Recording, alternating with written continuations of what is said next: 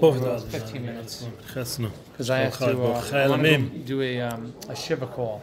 Oh, we should only go for Simchas. Yeah. So, Baruch Hashem, we're dedicating to all their neshamas, the hostages, and we're also dedicating, Be'ez Hashem, to MASHA. Yes, to the soldiers.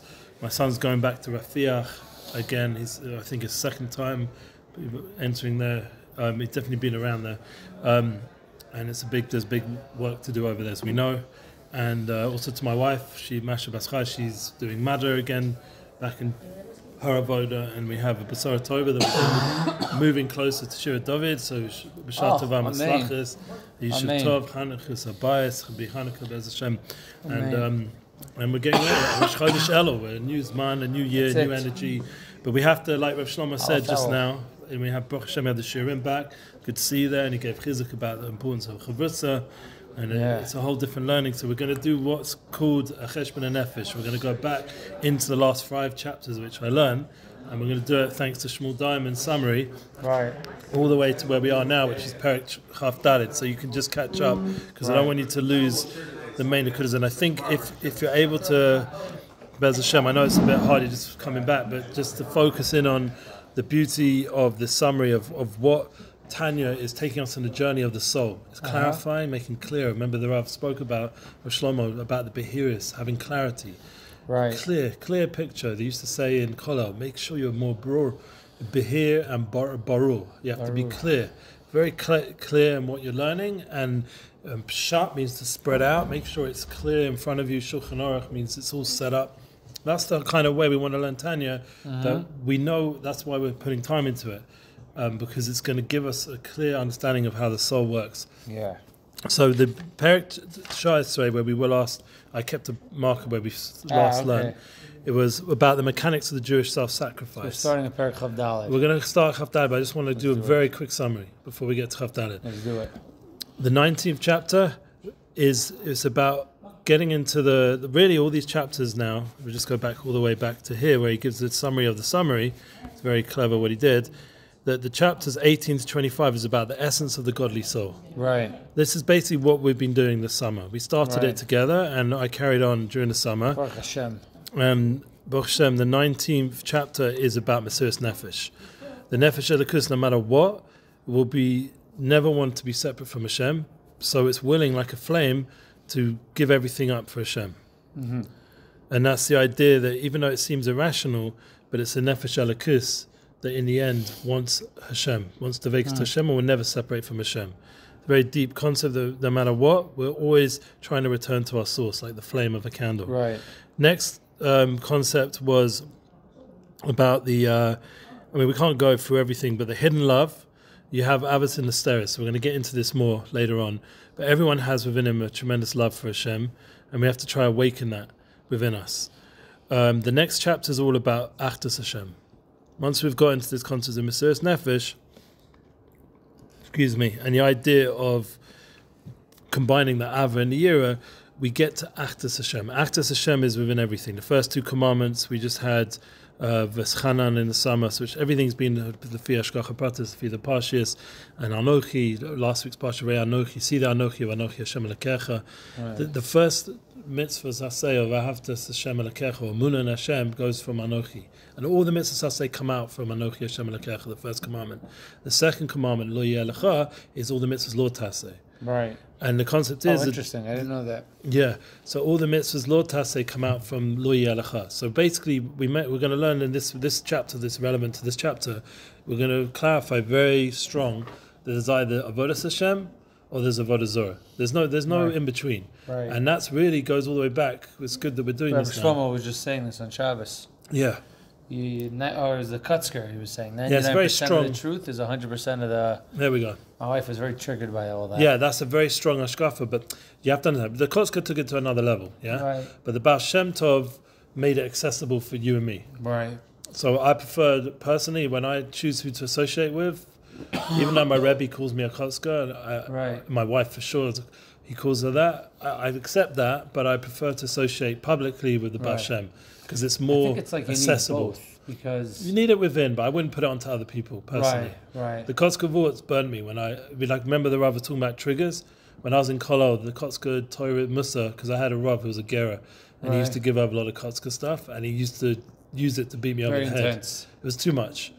He once told me I'm creating a smell, like the Kotzker said, like the way the Balachuva said, like this whole. I don't want to get into all the Torahs. I went back. Kotzker was so intense. I went back to Rav Simai Zilberberg and told him some of the Torahs, and he said, no. He said, don't worry about it. Was you're good. You're good. You gave me chizuk and love. The Kotzker was the Chayzer Lublin's Talmud. The Kotzker was the Talmud of the. He was of Simcha Bunim. Of Simcha Bunim, right. And the Simcha Bunim was the Talmud of the Chayzer and also the Yiddish Kodesh. Yiddish Kodesh, right. Those two book on Simcha Bunim. Yeah, Simcha Bunim. But Simcha Bunim, if you go to him, was very sharp, but he wasn't as harif. The Kotzker was made emes amito. We went to Adasov. Yeah. I mean, it's a bit too much of a fire, and that's why the Izbich, which I am more shaykh to, Izbich went away from the Kotzker. Mi Hashem Allah, he said, and he went away with the derech of the Lebeiga and the Sodek, and it's much sweeter when you learn his Torahs. Much sweeter. So and that's where I feel more comfortable, like as a path or association. But still, we have to know that there's these Torahs. But the point is, in what the Baal Shem Tov did to the world, and this everyone should makabel because he was the Rosh of all Chassidus, is there's a Avodas Hashem or there's a Chas v'Shalom Avodah Zarah. And where does it go back to? Anochi Hashem, the first commandment, which we all heard. All our neshamas heard this. And Lo Yeh, don't have any other gods. So that is our essence of our neshama, and that's why mitzvahs aseh, mitzvot aseh is built off of those two foundational commandments we all heard on our essence. Every Jew's walking around with that in an essential way. And that's very important, fundamental to our everything. And that's for Antaman to the Achdus of Hashem, because obviously Hashem Echad is part of not having any other God. There's only Hashem. Right. God's speech. We learned about God's speech. That was an intense shir. You weren't here, but there was a bunch of people who joined that. And I think you were in America then. Who gave the speech? I did, Hashem. Okay. Yeah, people joined this learning in your schus, like because we used to learn, and I kept it up. Nice. And the Rav stopped giving shirim, so we had a few chaburas where there was a bunch of people sitting there, and they just wanted to learn. I mean, it didn't carry on, but just those few weeks. So the idea of explaining this was very deep. The idea of speech of Hashem. What does it mean? How Hashem creates everything, and His speech. But in the end, it's all achdus. Whatever Hashem does is with achdus, is unity. Concealment, arrogance, and idolatry. Obviously, that's the opposite. That's simsum. Simsum is a constriction, and avodah zarah is the opposite. And the oneness of God and His Torah. That's where we're getting into the idea. When you're doing mitzvahs, you're hugging the clothing of the King.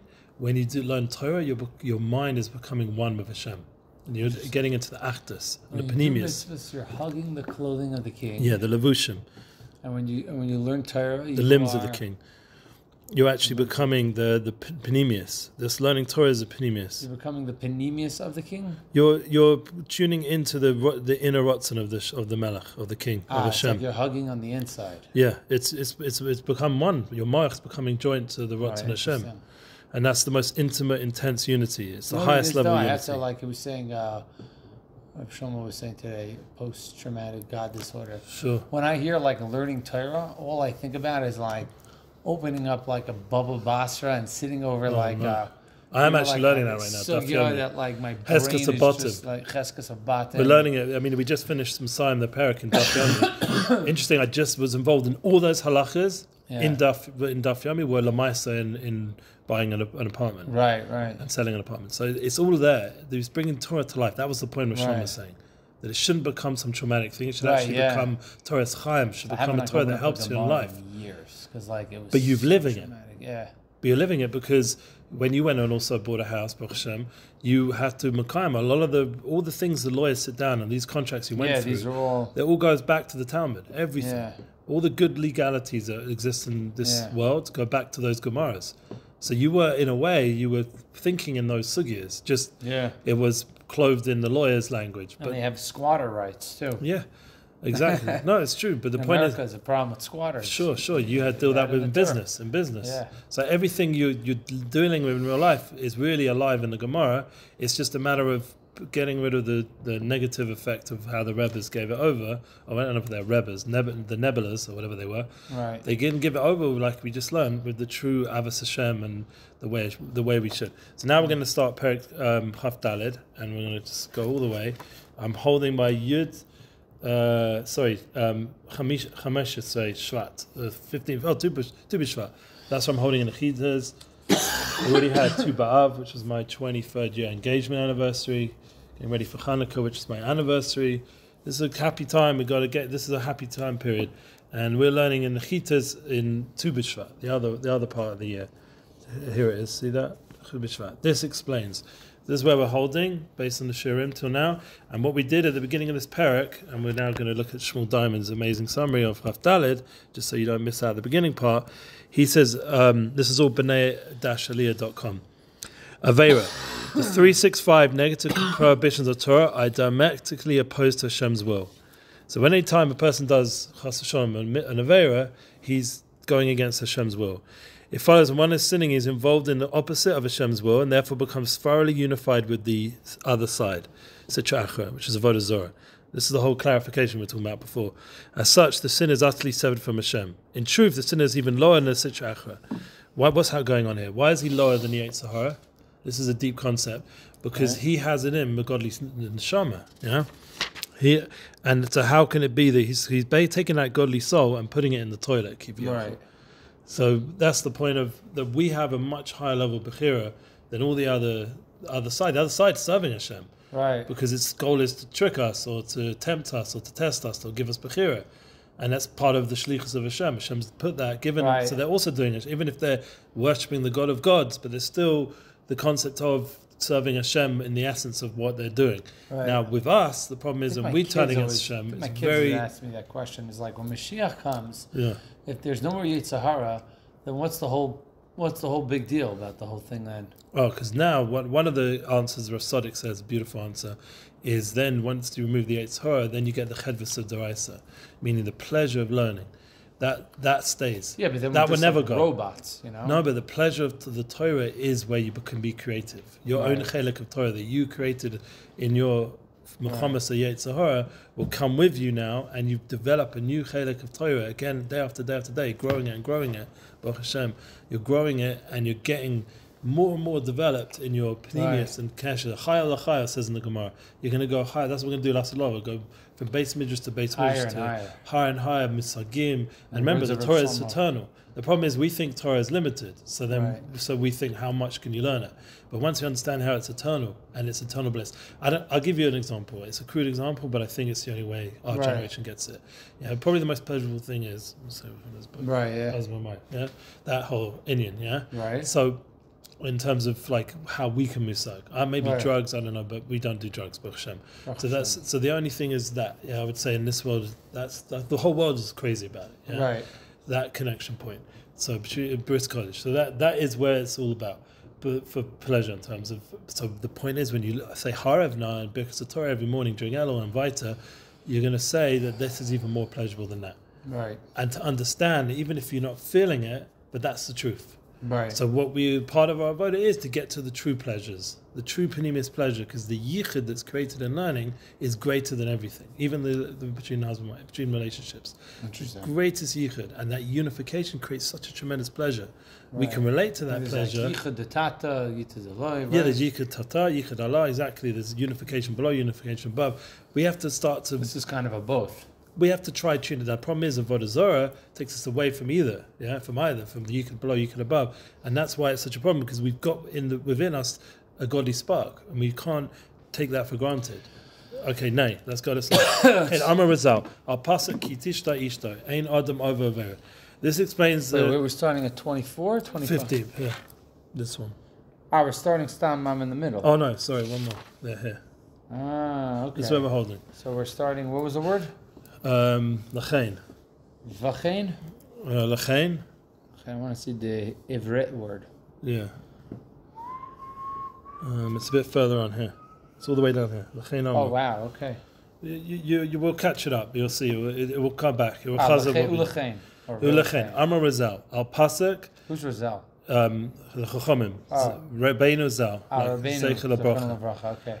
Pasuk ki tishta ishto. Yeah, what does it mean? And if a man's wife turns aside and commits adultery, what does that mean? Yeah, Ein Adam over avera. What? And we all know the Gemara in Sota. If ruchshtus enters into him, a spirit of folly, nonsense. Yeah. Right. There's plenty of it. Just go on TikTok 5 seconds. Right. That's pure ruch shtus. Not that I'm recommending anyone should, but that's what it is. The fila isha manefis, for even an adulterous woman with her frivolous nature, shadasa kala, could have controlled a passionate drive. If not for the spirit follow within her. Right. So she wouldn't. Most normal women would not go around doing this kind of stuff. So what happened? A spirit of folly came in, and she became an adulterous woman. Which covers and conceals the hidden love within her divine soul. Funny, Elul is the basula, by the way. Chodesh Elul is the muzzle basula, the virgin. Oh, interesting. So that's a certain pure. This is before that, half dalet, 24. We're talking about Avodah Zarah. So you start from. We started at the beginning, yeah. We're all the way here. At the beginning? Right at the beginning. We started. We've been learning for months, Baruch Hashem. Shema. We're slowly going through Tanya. Be'ez Hashem. Also doing the same because tomorrow. And he's to help me start in Aleph, and I'm already now by Lamed Hey. So Be'ez Hashem. In his merit, we're learning Tanya. Wow. Kutmaron, my holy Chavrusah with Eliyahu. Now, so this is the idea that the frivolous nature. This is something which is the only reason that they're doing these kind of things, because they're not tuned in to, once again, the Ratzon Hashem. They're tuned into these tivers, but why would they give in to tivers? It's going to ruin their life. What happens to an adulterous woman? Divorce, bad name, all kinds of stuff. Yeah, it's not good for her family, for herself. Yeah, she's also because this is the thing, conceals and covers the hidden love within her divine soul. She has a divine soul, and she covered it over and concealed it. Because what's the divine soul busy with? Being davik, it yearns to cleave to Hashem, Amunah and Hashem. Yeah. And that's what in the oneness of Hashem is unification. And the divine soul does not want to get what you call separate from that, even on what? Even if you had to give up his life. That's how much the divine soul wants to be davik to Hashem. And to do Avodah Zarah. That's how much he will give up his life not to do Avodah Zarah. Even if Elijah would consist of a million empty acts of just bowing down like some, Baal nonsense. Bli shum amuna belev klau. Without any belief in his heart of the validity. You're not bowing down because you believe in this nonsense. You're doing it just because it's become fashionable, it's trending. Yeah, there's lots of things people do nowadays because it's trending. They'll say free, all that nonsense. They'll say it because it's trending, not because they really believe it. Right. They intellectually went and really understood that, they're just doing what's trending, like the BLM story before this and the Corona story before that. It's all just like trends. It's not real. Even today, the whole story with Israel, everything. Yeah, their mindset's not real. It's not coming from a deep place. It's external. But even that, the problem is that what's the problem? What happened? Now, if her hidden love has the power to enable her to face death rather than be separated from him, it has the power to overcome temptation, lust for adultery, which is lighter suffering than death. May Hashem protect us. Yeah. So the point is, it doesn't make sense. How can it be if she's able to overcome Avodah Zarah and heavier things which she's willing to give up her life for? You're saying she can't just control her taiva? Right. It's such a need. Yeah. Right. Like thank God. I'm a Kohen. I had to marry a virgin. Thank God. I thank Hashem every day. Yeah. But the idea of the world out there is quite an unusual reality by 20-something years old. Most women are Shem Shemenu. So the point is that why can't they just control this need and wait for the right person to do it the right way? So it's obviously there's something going on. There's a ruch shtus going on in the world. A lot of shtusim. But the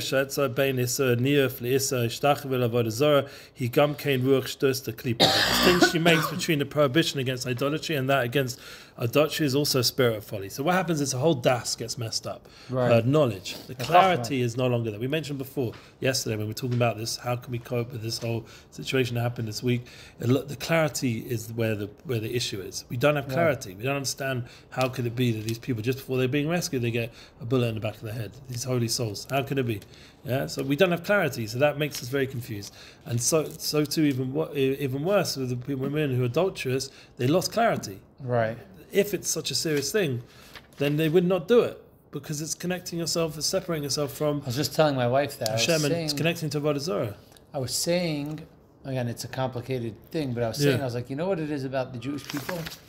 I was like, we want to destroy Hamas. We want to remove them from this world. However, if somehow a Navi, Eliyahu Navi, came down from earth and said, "Here's a pill that will fix red pill, a red pill that will fix all of these Rishon Gemurim, and it will remove the klipas and the darkness from their soul."